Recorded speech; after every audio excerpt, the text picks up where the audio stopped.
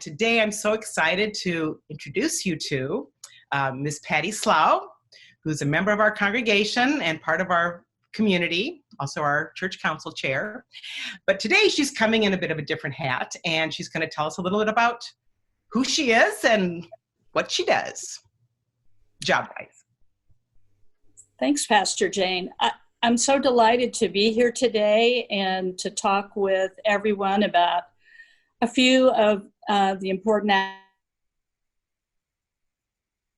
For those of you that don't know me, I am a practicing physical therapist. I work at a local nursing home, and I also belong to my professional association's Council on Prevention and Wellness.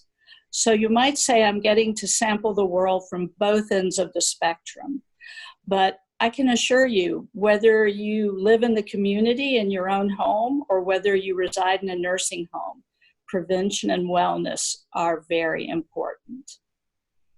Thank you, Patty. Well, that leads us into my next question, which is, why is it important for us to pay a lot of attention to taking care of our bodies, to paying attention to physical wellness, the topic of physical wellness, especially right now while we are sheltered in place? I would say it's super important to be thinking about those topics right now. In this very strange time where we figure out what normal is and what a new normal is, there's a sense of a loss of control of everything around us. And I believe a true loss. So trying to stay focused and living in the moment, attending to that little circle of things that are in your control is super important, whether it's staying physically well for yourself, your friends, your family, or your pet. There are people that are depending on you to take care of yourself, because you can't help others if you can't take care of yourself and be well. I think too, because there's that loss of control, as you say, and we're all kind of wondering what's next, and it's a very stressful time. It seems to me that the first place that we start acting out our fears about loss of control is the way we treat our bodies. And so we can either be too strict with how we care for ourselves or too lax. But it's just some way that I think our bodies oftentimes take a large brunt of our inner struggles. Yes. Thanks, Pastor Jane, for mentioning that, because there's a lot of negative messaging going on right now. Some of it may be in our own heads that we're hearing that negative message. You're lounging in your pajamas all day long, or you're vegging on the couch, or you're eating too much, or COVID-10 turned into the COVID-15, and now the password phrase is the COVID-20. You got it right. I read something recently that talked about the concept of body neutral.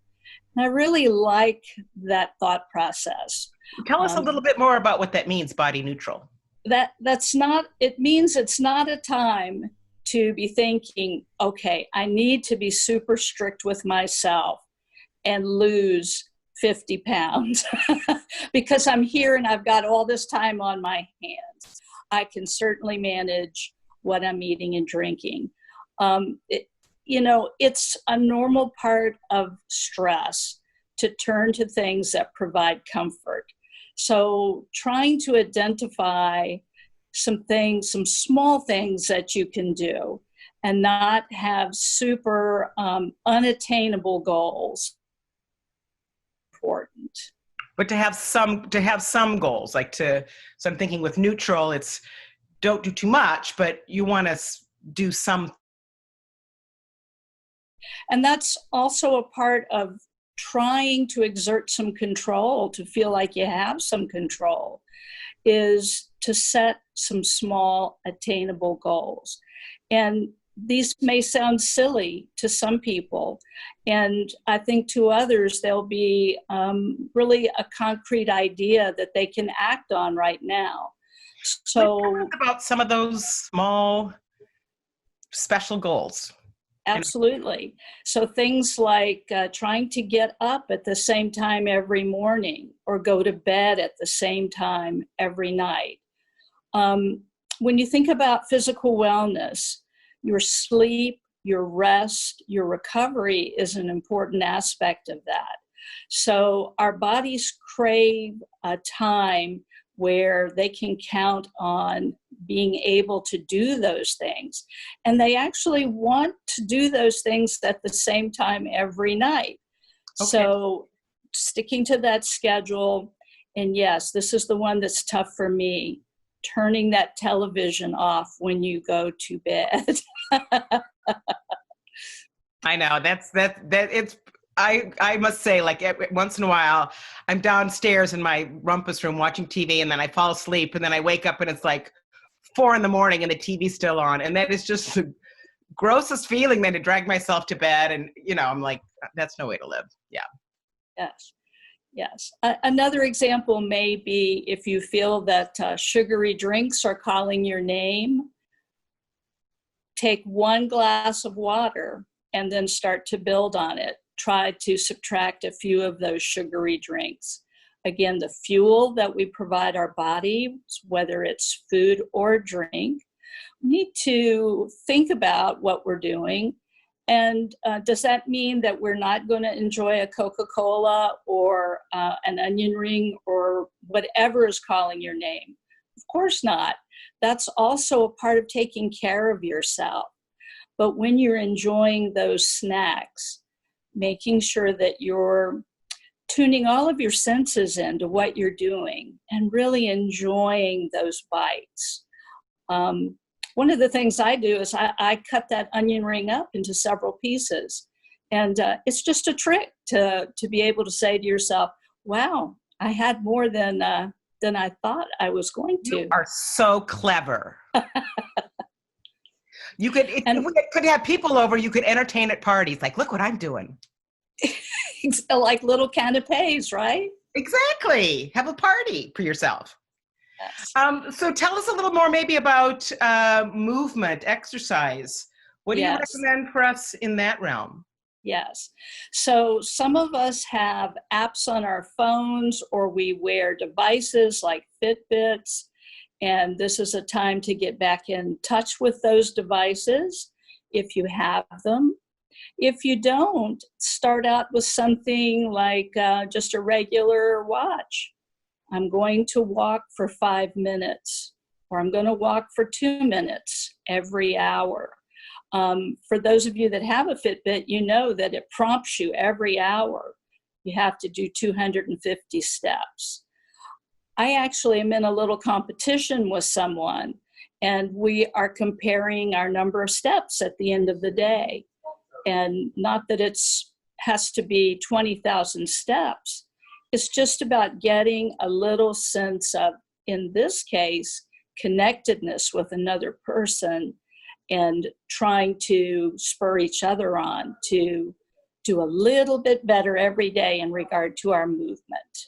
It seems to me that it's also about mindfulness. Like if you set up that kind of fun thing with a friend, it just also keeps you thinking all day about like, I just need to keep moving. I mean, I live in a 2-story house, so I'm trying to even just make sure if I need to go upstairs and get something, I'm not telling myself, oh, wait till you have something else you need to get upstairs. I'm like, time to get upstairs and get what I need to do, because that's good exercise, just climbing up. And I'm able to still do that. So I'm really grateful for that. Which is, that's an awesome example, because you're taking advantage of something that naturally exists in your own home.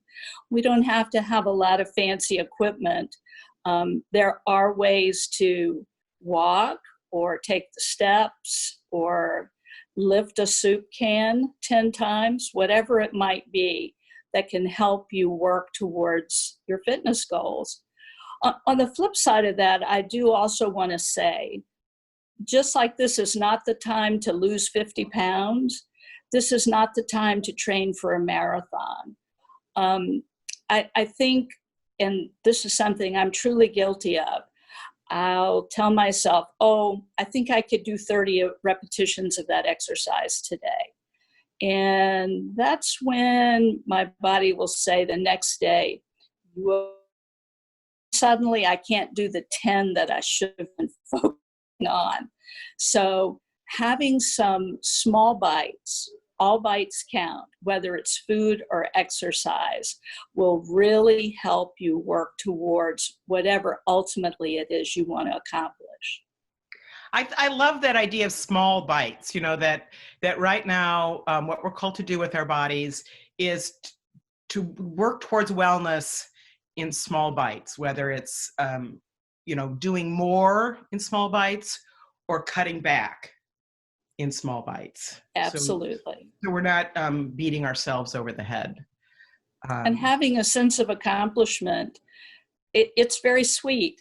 And you can build on that also. Again, it's part of feeling like you are developing some control over whatever it is you're focusing on, and treating yourself nicely, not being judgmental, not listening to those negative voices in your head. Right.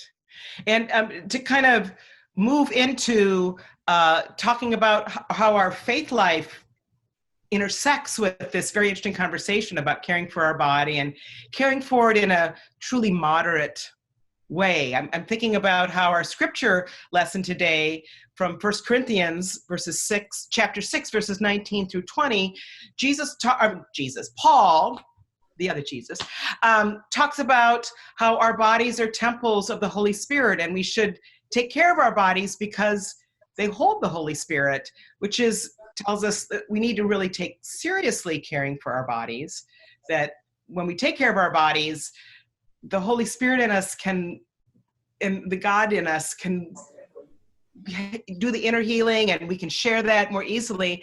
And when I think about when the Holy Spirit lives in us, one of the fruits of the Holy Spirit, besides joy and faithfulness and generosity and all those, is that gift, that spiritual fruit of self-control.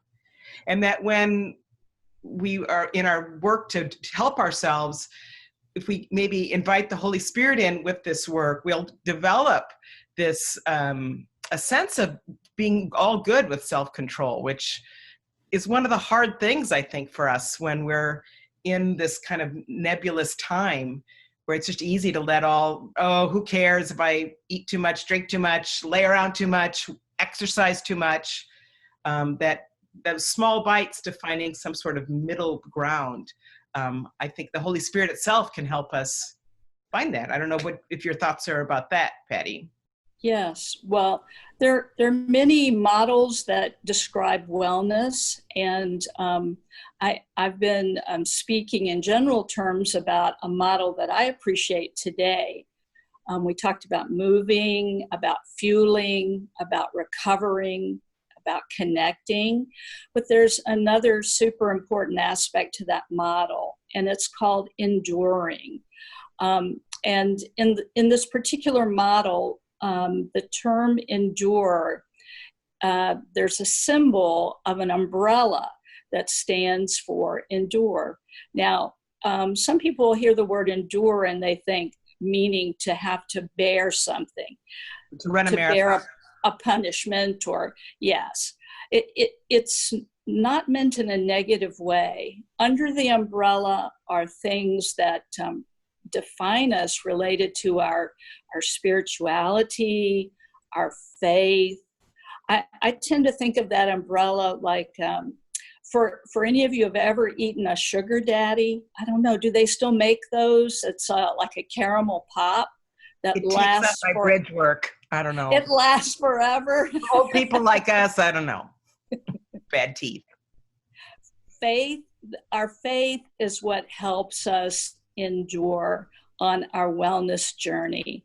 When we have doubts, when we feel that we've made a misstep, we need to recall that, again, if there's negative voice, that's not the voice of God encouraging us on. That's other voices, right? That maybe we've heard from other people, from judgments, from Facebook. God is encouraging us to endure, to continue on, to take care of really this wonderful gift that he has given us that is so remarkable, because not only is it very resilient, it's also very fragile. There's a wonderful balance there. And faith helps us believe that we will prevail in this most unusual season.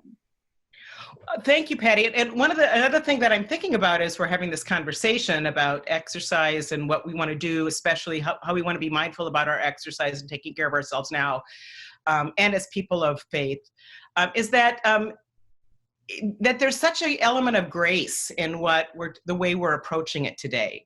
That we want to do things, but we also want to experience God's grace, and we don't have to do everything, and we don't have to really push ourselves to change the way we care for our bodies.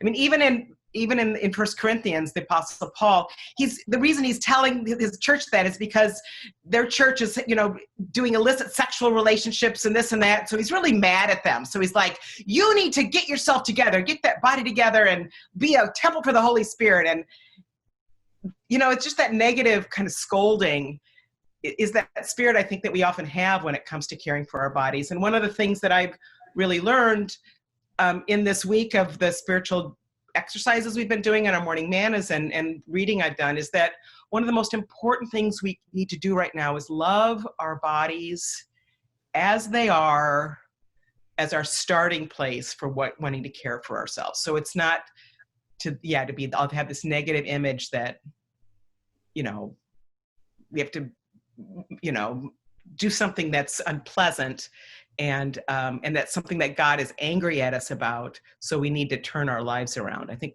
we just want to put those ideas of physical wellness right now, especially, to the side, and kind of just as we are, come to God, and we want to be that temple for you, God, and love ourselves with what you've gifted us. Well, this is great, Patty. I've gotten so much food for thought, and that's pun sort of intended, of things I want to try and explorations. And I was wondering if there's anything else you'd like to share with us before we move on to the next part of our service. I'll conclude with the topic of your Thursday's morning manna. You are enough. You are enough. Holier words were never spoken. So that's great. I think we've all received a wonderful amount of new ideas, and I'd love to hear from you. We both would love to hear from you about what your takeaway is from our conversation and something new that you would like to try in terms of physical wellness, especially for this time of sheltering in place. So why don't you write them down in your comment section, and let's share with one another and learn from one another. And thanks again, Patty. It's fabulous having you here with us. My pleasure.